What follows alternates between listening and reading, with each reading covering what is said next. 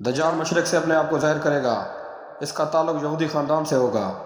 اسے عام طور پر ایک آنکھ کا اندھا بتایا جاتا ہے۔ اس کی پیشانی پر لفظ کافر لکھا جائے گا۔ وہ یروشلم کو فتح کر کے پوری دنیا کا سفر کرے گا، مکہ اور مدینہ کے علاوہ ہر شہر۔ ایک جھوٹے مسیح کے طور پر بہت سے لوگ اس سے دھوکہ کھا کر اس کی صفوں میں شامل ہو جائیں گے۔ اس کی مدد شیاطین کی فوج کرے گی۔ اس کی مرضی کے سب سے زیادہ قابل اعتماد حمایتی یہودی ہوں گے، جن کے لیے وہ خدا کی مانند ہوگا۔ اس کی واپسی پر بہت سے کمزور ایمان والے لوگ اس کی زد میں آ جائیں گے۔ یہ قیامت کی نشانیاں ہوں گی۔ سورۃ کہف کی پہلی 10 اور آخری 10 آیات دجال کے فتنے سے ہمیں بچا سکتی ہیں۔ سورۃ کہف کی پہلی 10 آیات حفظ کرنے کی کوشش کریں۔ اسے روزانہ پڑھنے کی کوشش کریں۔ یہ کوئی مذاق نہیں ہے۔ اس حوالے سے آگاہی بڑھانے کی کوشش کریں۔